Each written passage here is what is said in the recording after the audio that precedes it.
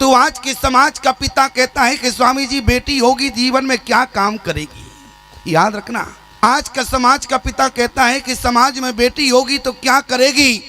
आज लोग कहते हैं यदि बेटा जीवन में होगा तो मरने के बाद कम से कम बेटा हमारा नाम चलाने वाला होगा। लेकिन हमारी बात को कान खोलकर सुनना प्यारे, बेटा मरने के बाद पिता का नाम नहीं चलाता बल्कि तहसील में जाके नाम कटा के अपना नाम चढ़ा देता है। ये आपका बेटा हुआ करता है। याद रखना प्यारे, आज एक बेटी छाती पीट रही है जो अभी धरती पर नहीं। आज धरती पर आने के लिए बेटी तड़प रही है आज, लेकिन उसका पिता एक बेटी को नहीं चाहता है। याद रखना प्यारे, जिस समय बेटी ने छाती फूट कर एक पिता से पूछा कि मेरा अपराध क्या है, क्यों नहीं चाहते हो, तो पिता कहने लगा संसार का कि स्वामी जी यदि बेटी होगी तो क्या करें।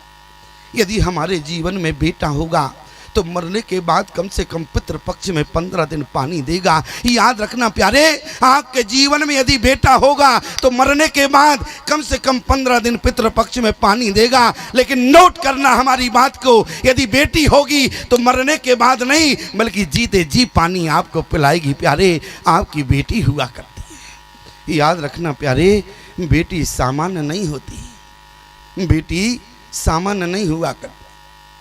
कभी आपने विचार किया, जिस दिन बेटी घर से विदा होती है, जिस दिन बेटी घर से विदा होती है प्यारे, जिस माँ ने बेटी का बचपन से लालन पालन किया, अपने हाथों से पाला, आज जब बेटी की डोली में बिठाने की बारी आई तो माँ ने बेटी का हाथ पकड़ा तो हाथ जैसे बेटी का पकड़ा, बेटी दौड़कर अपनी माँ की छाती से लग जाती है।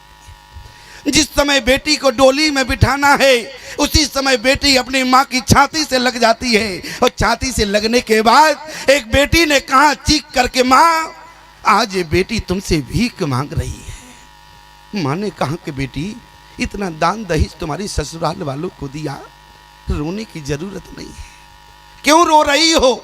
आज भीख मांगने की बात, बेटी मैंने बिना मांगे इतना सब कुछ दिया, भीख मांगने की जरूरत नहीं है। लेकिन जिस समय बेटी ने हाथ फैलाकर मांगा, बेटी ने कहा माँ आज ये बेटी तुमसे भीख मांग रही है। मैया ने कहा कि बेटी क्या चाहती हो। उसी समय बेटी ने हाथ जोड़कर कहा कि माँ आज के बाद इस आंगन में इस बेटी नहीं होगी, आज के बाद इस आंगन में बेटी नहीं होगी। लेकिन माँ एक बेटी तुमसे हाथ फैला के भीख मांग रही है। मेरे जाने के बाद मैंने पूरे जीवन देखा कि तुमने परिवार का ख्याल रखा, सभी को समय से चाय दी, सभी को समय से भोजन दिया। लेकिन जाने के बाद तुम पूरे परिवार का ख्याल रखना या ना रखना, लेकिन जाने के बाद हमारे बाबूजी का ख्याल रखना। ये बेटी भीख मांग रही है। याद रखना प्यारे, आज बेटी छाती पीट रही है, अपराध क्या है। आज लोगों से अपराध एक बेटी पूछ रही है। याद रखना प्यारे, लोग जिस समय बेटी का जन्म होता है उस समय लोग जो है मुंह झुका लेते हैं, सिर उनका झुक जाता है। और जब लड़का होता है तो इतने गोले चलते हैं जैसे आतंकवादी आ गया। याद रखना प्यारे, जिस दिन बेटी जिसके घर में जन्म लेती है, कभी आपने विचार किया आज इस मारुति महायज्ञ की बैठक 1 साल से इस गांव में चल रही है, तब जाके यज्ञ सफल है। याद रखना प्यारे, 1 साल से बैठक चलने के बाद आज ये मारुति महायज्ञ सफलता की ओर है। लेकिन जिस दिन प्यारे आपके घर में एक बेटी हो जाती है, समझ लेना उसी दिन आपके घर में यज्ञ भगवान जन्म लेते लेते हैं। निश्चित है कि आपके घर में एक यज्ञ होगा। राम जी का विवाह हुआ, विवाह के समय ईमानदारी से बताना धनुष भंग है कि नहीं। प्रतिज्ञा क्या थी, बोले सोई पुरारी को हरि दंडी कठोरा, और राज समाज आज जय तोरा, त्रिभुवन जय समेत बेदेही, ओ विनय विचार बरे हटते ही। धनुष भंग है, लेकिन इसके बाद भी राम जी ने प्यारे धनुष भंग स्वीकार नहीं किया बल्कि धनुष यज्ञ स्वीकार किया है, क्योंकि बेटी का विवाह एक यज्ञ हुआ करता है। याद रखना प्यारे, मानस की गंभीरता को समझना। आज एक बेटी जिस समय घर से विदा होने लगी, माँ से अपने बाबूजी के लिए भीख मांग रही थी, और जिस समय प्यारे दरवाजे पर एक भाई खड़ा था, जिस भाई की कलाई पर पूरे जीवन एक बेटी ने राखी बांधी, आज जिस समय बेटी विदा होने लगी, बेटी अपने भाई की छाती से दौड़कर लग जाती है। भाई ने कहा कि बहन, तुमने पूरे जीवन भाई की कलाई पर राखी बांधी, लेकिन आज तक कुछ नहीं मांगा, लेकिन कम से कम बहन जाते समय तो इस भाई से कुछ ना कुछ मांग लो। लेकिन उस समय प्यारे, क्योंकि बहन से प्रतिवर्ष भाई कहता था, भाई बहन तुम राखी बांधती हो तो कुछ मांगती क्यों नहीं हो, कुछ नहीं लेती हो, लेकिन बहन प्रतिवर्ष कहती थी समय आने पर मांगूंगी। और आज जब भाई के आगे भी एक बहन ने हाथ फैलाए, इसके बाद भी भाई से भीख मांगी, तो भाई ने कहा कि बहन क्या चाहती हो? तो बहन ने कहा कि भैया हमारे जाने के बाद एक बात याद रखना, हमारे पिता वृद्ध हैं, हमारे पिता बूढ़े हुए, इसलिए मैं तुमसे केवल भीख मांग रही हूँ। जाने के बाद कभी भी याद रखना प्यारे, हर हाल में एक बेटी अपने पिता को चाहिए। तुम दरवाजे के बाहर खड़े होते हो, अपनी बेटी को कलेजे से लगाने में असमर्थ हो। ईमानदारी से बताना, जिस समय बेटी डोली में बैठती है उस समय पिता का देखना बड़ी मुश्किल की बात होती है, लेकिन उस समय भी प्यारे डोली आपकी बेटी होती है, लेकिन वहाँ भी दौड़ कर आती है, आपकी छाती से लग जाती है। एक बात याद रखना प्यारे, ईमानदारी से बताना, पान बेटे ने आपको कभी छाती से लगाया क्या? लेकिन याद रखना प्यारे, किसी के जवान बेटे ने बूढ़े बाप को छाती से नहीं लगाया, लेकिन बेटी जब भी मिलती है बाप से तो छाती से लगकर मिलती है, ये आपकी बेटी हुआ करती है। ईमानदारी से बताना प्यारे, बेटी साधारण नहीं होती है। मैं आपसे निवेदन करूं, एक व्यक्ति जो है समाज में मर गया, उसके चार बेटे थे, उसकी अंतिम क्रिया के लिए ले जा रहे थे। रास्ते में एक व्यक्ति आया, कहा कि अंतिम क्रिया नहीं हो सकती है। गांव वालों ने कहा कि क्यों, क्या बात है? बोले ये जो मर गया है इसका पिता, चारों भाइयों का, इसके मरे हुए पिता ने मुझसे 1.5 लाख का कर्ज लिया था। 1.5 लाख का कर्ज, और 1.5 लाख का कर्ज सूद समेत जब तक मुझे वापस नहीं होगा तब तक मैं जो है इसकी अंतिम क्रिया नहीं होने दूंगा। लेकिन उसी क्षण प्यारे गांव वालों ने कहा, मुर्दे को रखना घर में शुभ नहीं होता है, इसलिए मैं निवेदन कर रहा हूं कि इनकी अंतिम क्रिया होने दो। शाम को बैठक होगी, उसमें तुम्हारी समस्या का समाधान होगा। उसी समय प्यारे अंतिम क्रिया हुई, और ठीक शाम को वो व्यक्ति उसके घर पहुंच गया 4 व्यक्तियों को लेकर, और कहा कि इसके पिता ने 1.5 लाख का कर्ज लिया था। तो चारों बेटों ने कहा कि 1.5 लाख का कर्ज मेरे पिता ने लिया था, पिता जहाँ चले गए हो वहाँ से जाके ले लेना, मैं तुम्हारा कर्ज देने वाला नहीं हूँ। प्यारे दोनों में झगड़ा हुआ, झगड़े की आवाज़ अंदर तक गई। अंदर से 4 भाई थे, एक बेटी थी, बेटी के कानों में झगड़े की आवाज़ गई, बेटी निकल कर आई। बेटी ने कहा, आज क्या बात है? आज ही मेरे पिता का अंतिम संस्कार हुआ है, आज ही हमारे दरवाजे पर झगड़ने वाला कौन आ गया? लेकिन प्यारे उसी समय एक बेटी दौड़ कर आई। बेटी ने कहा, बात क्या है?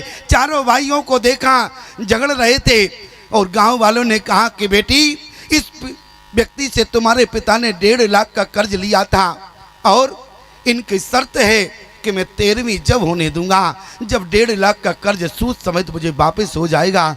और उसी समय प्यारे बेटी के कानों में आवाज़ गई। बेटी ने कहा, भैया तुम चिंता मत करो, मैं तुम्हें विश्वास दिलाती हूँ, तुम्हारा 1.5 लाख का कर्ज एक बेटी चुकाएगी। बेटी अंदर गई, अपना पूरा गहना लेकर आई, और उसी समय प्यारे बेटी ने पूरा गहना जो है उस व्यक्ति को दे दिया, और कहा कि भैया हिसाब लगा लेना, जो शेष बचा हो ये बेटी कर्ज चुकाएगी तुम्हारा सूद समेत।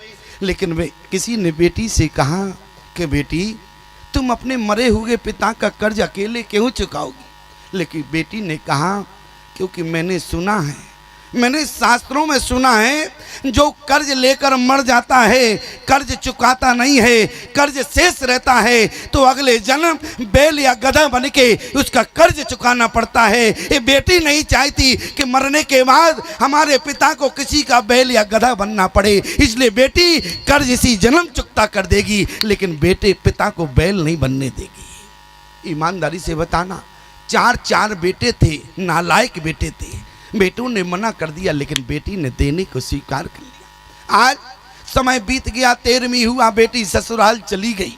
ससुराल पहुंचने के बाद प्यारे उसी समय ससुराल में वो व्यक्ति पहुंच गया। बेटी दरवाजे पर सुबह झाड़ू लगा रही थी, उसे लगता और गांव के भैया को आते देखा। बेटी हमारी सास देख ले तो गड़बड़ हो जाए।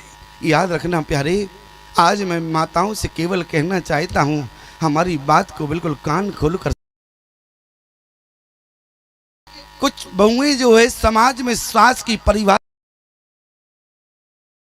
पूछा जाए कि सास की परिभाषा क्या होती है, तो आज की बहू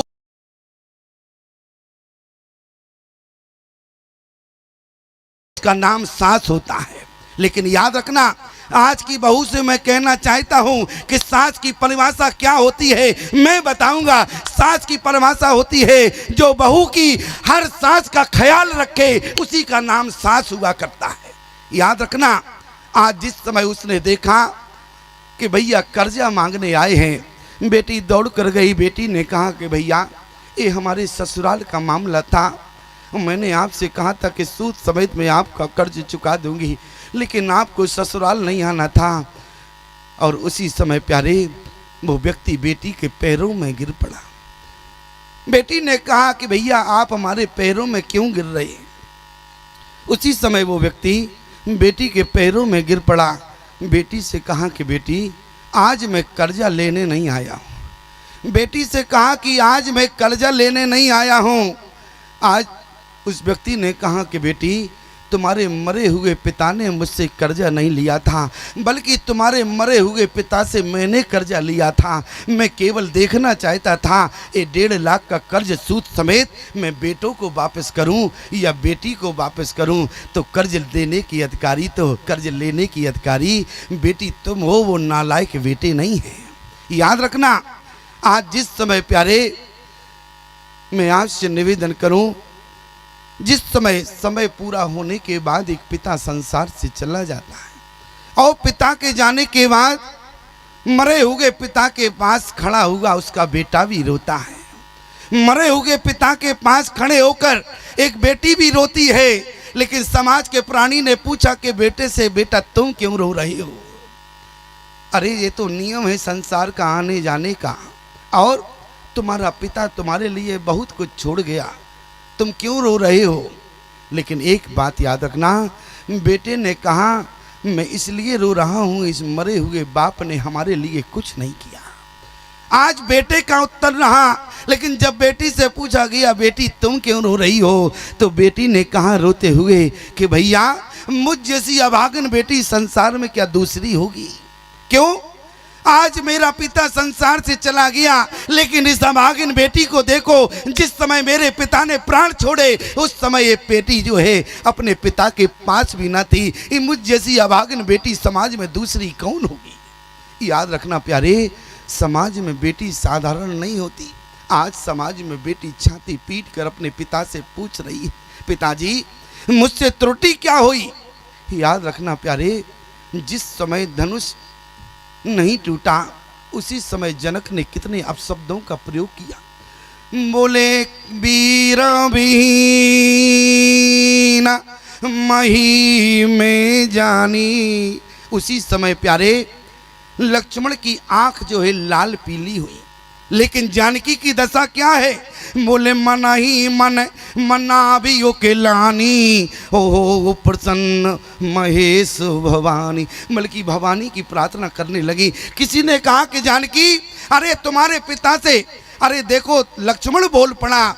आज जानकी यदि तुम भी बोल जाती, जबकि ईमानदारी से बताना धनुष नहीं टूटा तो जानकी कुंवारी रह जाती, लक्ष्मण का क्या बिगड़ता। लेकिन जानकी ने उत्तर दिया, दुनिया के लोगों लक्ष्मण को बोलने का अधिकार है, लक्ष्मण मुखर हो सकता है। बोले क्यों, क्योंकि लक्ष्मण जो है एक बेटा की भूमिका में है और जानकी बेटी की भूमिका में है, इसलिए बेटी अपने बाप को जवाब नहीं दे सकती है, इसलिए माँ जानकी मौन बनी रही। याद रखना प्यारे, समाज में बेटी साधारण नहीं हुआ करती। आज जिस समय प्यारे मैं आपसे निवेदन करूं, कभी कभी समाज में झगड़ा हो जाता है बाप बेटे में, लेकिन झगड़े को समाप्त करने वाला आपका कोई मित्र नहीं हुआ करता।